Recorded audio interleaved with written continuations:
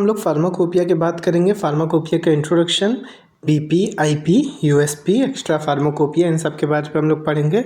तो सबसे पहले देखें फार्माकोपिया क्या है। इंट्रोडक्शन पे तो क्या होती है फार्माकोपिया। अगर मैं फार्माकोपिया की बात करूं तो ये हमारी एक ऑफिशियल बुक होती है जो कि कंटेन करती है drug standard, description, test, dose, formulation and storage condition. यानी कि एक किताब है दवाइयों की जिसके अंदर आपकी ड्रग का डिस्क्रिप्शन होगा, उसके टेस्ट होंगे, उसकी कैसी डोज होगी, इन सारी चीज़ों की नॉलेज होगी। पर्पस क्या होता है इसका। पर्पस की बात करें तो क्या होता है, ये प्रोवाइड कर रहा है legal and official drug standard हमको प्रोवाइड कर रहा है। दूसरा, ये इंश्योर कर रहा है drug quality, purity and strength. और इसको हम लोग समय के साथ साथ ये जो होती है अपडेट होती रहती है ताकि इसमें नई नई चीज़ों को ऐड ऑन किया जा सके। क्लासिफिकेशन की बात करें फार्माकोपिया के तो फार्माकोपिया दो प्रकार से क्लासीफाई है। एक तो हमारी क्या है ऑफिशियल और एक क्या हमारी नॉन ऑफिशियल। ऑफिशियल पे क्या आएंगी, British Pharmacopoeia, British Pharmaceutical Codex, Indian Pharmacopoeia, है ना, यूएसपी और नेशनल फार्मूलरीज ये आती है। नॉन ऑफिशियल की बात करेंगे, नॉन ऑफिशियल में हमारा क्या आता है, मार्टिनडेल आता है, यूनाइटेड स्टेट डिस्पेंसरी आता है और रेमिंगटन फार्मास्यूटिकल साइंस आता है और मार्क इंडेक्स आता है। अब इसके बाद हम लोग देखते हैं इंडियन फार्माकोपिया की बात करते हैं। तो सबसे पहले देखें इंडियन फार्माकोपिया के ऑब्जेक्टिव क्या है। देखो, अगर इंडियन फार्माकोपिया के ऑब्जेक्टिव की बात करोगे तो ये क्या कर रहा है, प्रमोट कर रहा है पब्लिक हेल्थ को by ensuring drug quality and safety. जितनी अच्छी क्वालिटी और सेफ्टी रहेगी तो हमारी पब्लिक की हेल्थ अच्छी रहेगी। दूसरी बात क्या करी है कि ये हमारी फार्माकोपिया जो है ये एपीआई के लिए क्या है, एक स्टैंडर्ड प्रोवाइड कर रही है। एक्सीपिएंट कैसा होना चाहिए, उसका क्या स्टैंडर्ड होना चाहिए, कैसा डोजेस फॉर्म होना चाहिए, है ना, इन सारी चीज़ों का वो करिए। लेकिन अब बात करते हैं प्री इंडिपेंडेंस एरा, यानी कि जब देश आज़ाद नहीं था तो उस समय इंडिया में क्या चलती थी, ब्रिटिश फार्माकोपिया चलती थी। लेकिन फिर क्या हुआ, 1946 की अगर मैं बात करूँगा तो 1946 में इंडियन फार्माकोपिया लिस्ट को जारी किया गया, इशू किया गया अंडर द आर.एन. चोपड़ा। उसके बाद जब देश हमारा आज़ाद हुआ तो 1948 में इंडियन फार्माकोपिया कमेटी का इस्टेब्लिशमेंट हुआ था। ये आप हिस्ट्री डेवलपमेंट जहाँ पे मैं पढ़ा रहा था, फार्मेसी डेवलपमेंट, वहाँ पे ये सारी चीज़ें बताई थी मैंने। उसके बाद आए अब एडिशन। अब यहाँ पे एडिशन की कुछ पॉइंट हम लोगों को लेते हुए चल रहे हैं। जैसे कि अगर मैं फर्स्ट एडिशन की बात करूँ तो फर्स्ट एडिशन कब आया था, 1955 में आया था। पहले एडिशन में कौन से चेयरमैन थे, आप केवल यहाँ के इसका नाम याद रखिएगा, डॉक्टर बी.एन. घोष थे। इसके बाद में अगर आपको चेयरमैन के नाम याद है तो अच्छा है, नहीं याद है तो कोई बात नहीं है, ठीक। इसका फॉर्मेट जो ये आईपी का जो फर्स्ट एडिशन था, इसका फॉर्मेट हमारा जो टाइटल था वो लैटिन और इंग्लिश टर्म में लिखा गया था। यहाँ पे जो डोज था वो इम्पेरियल सिस्टम था। इम्पेरियल सिस्टम का मतलब क्या होता है, जहाँ पे आप पाउंड्स वगैरह में वेट को कैलकुलेट करते हैं, ठीक है। और इसमें टोटल मोनोग्राफ 1986 थे, 1986 थे। उसके बाद अगर बात आते हैं सेकेंड एडिशन, सेकेंड एडिशन कब आया, 1966 पे सेकेंड एडिशन आया था। इसमें जो चेयरमैन थे डॉक्टर बी मुखर्जी थे। यहाँ पे हमारा मैट्रिक सिस्टम को इंक्लूड किया गया था डोज कैलकुलेशन के लिए, डोजेस के लिए। मैट्रिक मतलब कि जो आपके जो किलोग्राम, मीटर, ये किलोग्राम वगैरह वाली जो चीज़ें होती है ना, आप एमकेएस सिस्टम ऑफ यूनिट आप पढ़े होंगे, ये हमारा मैट्रिक सिस्टम पे आ जाता है। यहाँ पे जो टाइटल था, अब लैटिन को हटा के केवल और केवल इंग्लिश कर दिया गया सेकेंड एडिशन पे। और टोटल मोनोग्राफ की बात करेंगे तो यहाँ पे 1000 से ज़्यादा मोनोग्राफ हो गए थे। उसके बाद मेरा थर्ड एडिशन आया। थर्ड एडिशन 1985 में आया है। और 1985 में जब ये मेरा थर्ड एडिशन आया आईपी का हमारे, तो इसकी 2 वॉल्यूम पे ये आए थे। तो सेकेंड 2 वॉल्यूम आई थी आईपी की, और इसमें 261 नए मोनोग्राफ को जो है ऐड किया गया था। और इसमें मॉडर्न एनालिटिकल टेक्निक्स को भी ऐड किया गया था। अब आपको समझ में आ रहा होगा इसका अपडेट क्यों होता है। देखो, जैसे अपडेट हो रहा है तो उसमें कुछ ना कुछ बदलाव हल्के हल्के होते जा रहे हैं। फिर फोर्थ एडिशन कब आया, 1996 में आया। और 1996 में जब आया था तो नित्यानंद चेयरमैन थे। इस समय यहाँ इसमें फिर से 294 को और ऐड किया गया मोनोग्राफ को। लेकिन ये इफ़ेक्टिव कब हुआ, देखो आ तो गया था मतलब 1996 में आया था, लेकिन ये जारी कब से किया गया, डेट क्या है इसकी, 1 दिसंबर 1996 की बात होगी।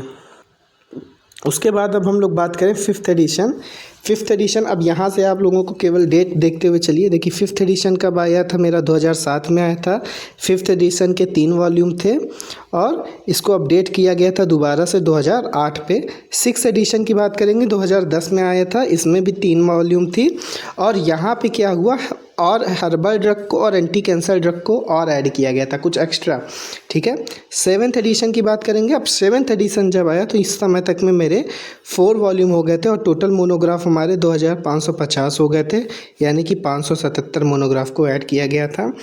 अब कुछ कुछ पॉइंट इसके आपको याद करना, ज़रूरी नहीं आप सारे याद करोगे, पॉसिबल नहीं है। फिर एट्थ एडिशन की बात करेंगे। एट्थ एडिशन में भी मेरे 4 वॉल्यूम ही थे। न्यू मोनोग्राफ इसमें 220 आ गए थे, 220 मोनोग्राफ और ऐड किए गए। और इसमें क्या हुआ, herbal, blood related vaccine, radio pharmaceuticals, इन सब को भी ऐड किया गया। और इसमें 7 ओमिटेड मोनोग्राफ 7 हुआ। और फोकस की बात करेंगे तो ये किस पे फोकस कर रहा था, ये हमारा essential medicine national health programme new drug standard पे, ठीक है। तो कुछ कुछ पॉइंट याद करने। देखिए अब जब रिसेंट में जो आया है वो 2022 में आया है, इसकी 4 वॉल्यूम है, ठीक है। और इसमें 92 नए मोनोग्राफ को ऐड किया गया है। यहाँ पे modern analytical technique, biological monograph, इन सारी चीज़ों को ऐड किया गया है। और अब ये याद रखना कि जो नया एडिशन आया 9th एडिशन, इसके आने के बाद से इंडियन फार्माकोपिया को इंटरनेशनल रिकॉग्निशन मिलने लगा है। बात करते हैं ब्रिटिश फार्माकोपिया की। देखो ब्रिटिश फार्माकोपिया मतलब क्या है। ब्रिटिश फार्माकोपिया हमारे यूनाइटेड किंगडम पे यूज़ हो रही, ब्रिटेन पे, ठीक है। वहाँ पे यूज़ हो रही, क्यों यूज़ हो रही है, वही चीज़ है, स्टैंडर्ड डोज के लिए, सेफ्टी, एफिकेसी, इन सारी चीज़ों के स्टैंडर्डाइजेशन ऑफ डोजेस के लिए उसको यूज़ किया जा रहा है। एक चीज़ याद रखना है यहाँ पे कि यहाँ पे जो हमारी ब्रिटिश फार्माकोपिया है वो 100 कंट्रीज़ पे एक्सेप्ट की जाती है as a reference pharmacopoeia.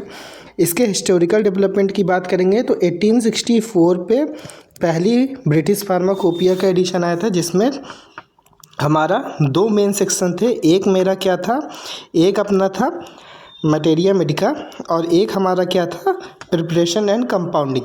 Materia Medica जो था वो मेडिकल सब्सटेंसेस की हमको नॉलेज दे रहा था, और प्रिपरेशन एंड कंपाउंडिंग हमको फार्मूलेशन डिटेल बता रहा था।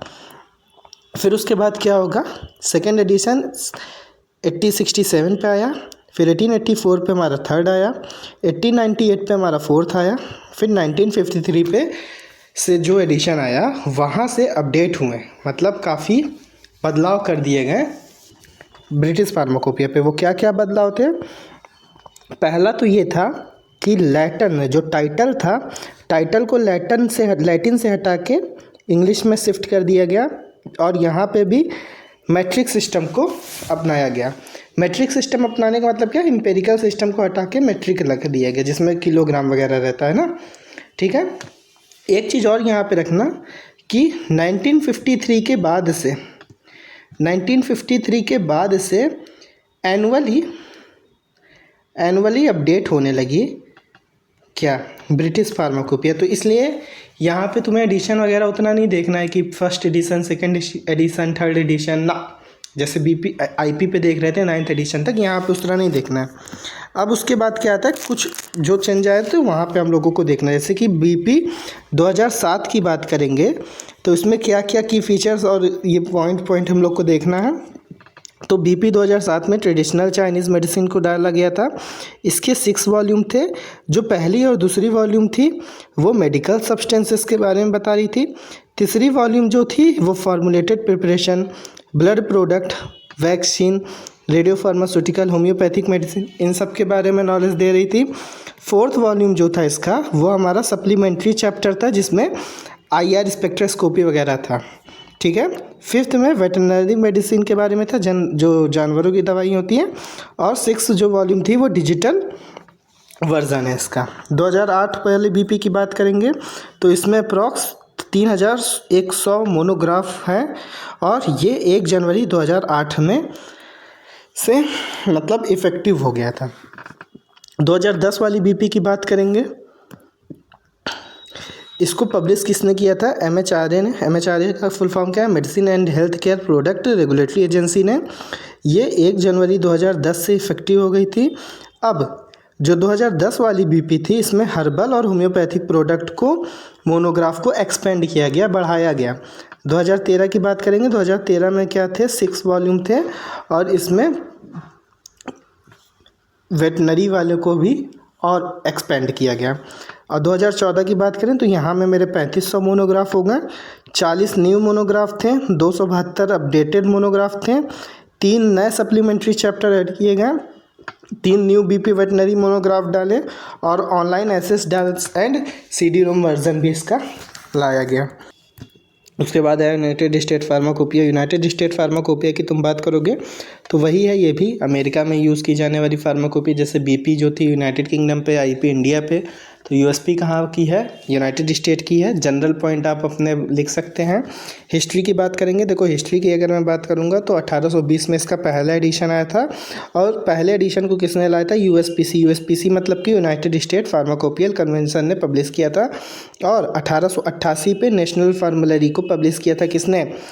अमेरिकन फार्मास्यूटिकल एसोसिएशन ने। ठीक है।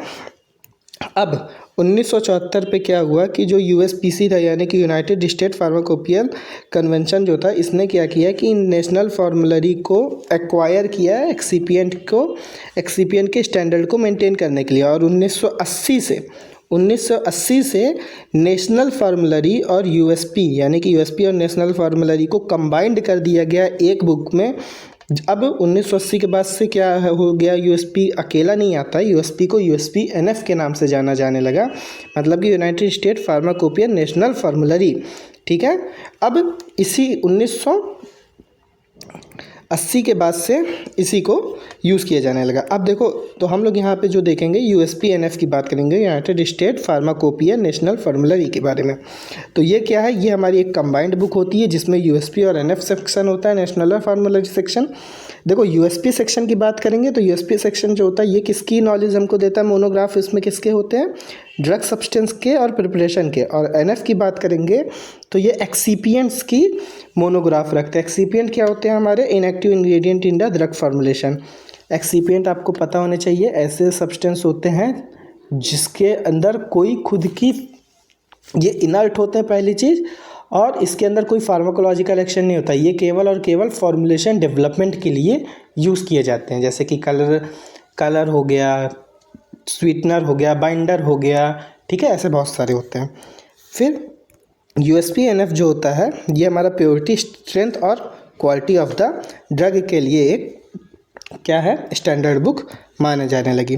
अब उसके बाद आता है इसकी, फिर क्या आता है? USP national formulary 2009। उसके स्ट्रक्चर के बारे में देखेंगे तो क्या है? देखो, जो USP नेशनल फार्मुलरी है ये पब्लिक फार्माकोपिया स्टैंडर्ड बुक है। इसमें क्या क्या होता है? मेडिसिन के बारे में रहती है जानकारी, एक्सीपिएंट के बारे में जानकारी रहती है, मेडिकल डिवाइसेस के बारे में रहती है, डाइटरी सब्सटेंस के बारे में रहती है, और ये प्रिंट, ऑनलाइन और CD-ROM फॉर्मेट में आता है।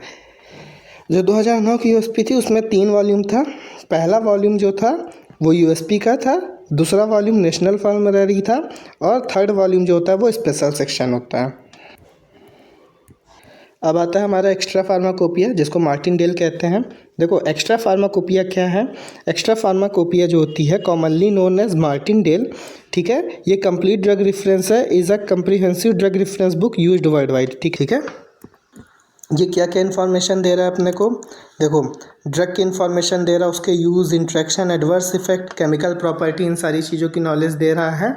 और दूसरी चीज़ क्या है कि ये कोई ऑफिशियल फार्माकोपिया नहीं है ना, लेकिन फिर भी ये जो होती है, कई अथॉरिटी होती है जैसे कि फार्मासिस्ट, डॉक्टर, रिसर्चर, इसको एक रेफरेंस के तरह यूज़ करते हैं। अब इसकी हिस्ट्री की बात करें तो जो मार्टिनडेल था, इसको विलियम मार्टिनडेल ने 1883 पे पब्लिश किया था यूनाइटेड किंगडम पे। तो ये याद रखना कि मार्टिनडेल कहाँ पे यूज़ होती है? ज़्यादातर होती तो वर्ल्ड वाइड, इसको कर सकते हैं, रेफरेंस बुक में लेते हैं, लेकिन मेन कहाँ की है? ब्रिटिश की है। ठीक है, इसको एक्स्ट्रा फार्माकोपिया के नाम से जाना जाता है। अब ये क्या थी, इसके अंदर एडिशनल इन्फॉर्मेशन भी थी, ऐसी इन्फॉर्मेशन जो कि बीपी के अंदर नहीं दी जा रही है। बाद में इसका नाम मार्टिनडेल रख दिया गया। इसकी नॉर्मल आपको चीज़ें समझ के चलनी। देखो इसके अंदर और क्या क्या चीज़ें, इससे डिटेल क्वेश्चन, बड़े क्वेश्चन नहीं आते, आएगा तो आपका आईपी बीपी इनसे आने का चांसेस ज़्यादा होता है। ठीक है, फीचर की बात करेंगे तो कवर करता है, इसमें 6000 से ज़्यादा ड्रग होती है। ठीक है, ड्रग का classification, pharmacological action, therapeutic use, adverse effect, interaction, dosages and administration और केमिकल स्ट्रक्चर और प्रॉपर्टी के बारे पे रहता है। तो ये थी हमारी फार्माकोपिया। अब हमारे यूनिट 1 का ये चैप्टर पूरा कंप्लीट होता है। कौन वाला? Historical background and development of the profession in pharmacy. इसके बाद हम लोग डोजेस फॉर्म देखेंगे, प्रिस्क्रिप्शन और पोसोलॉजी।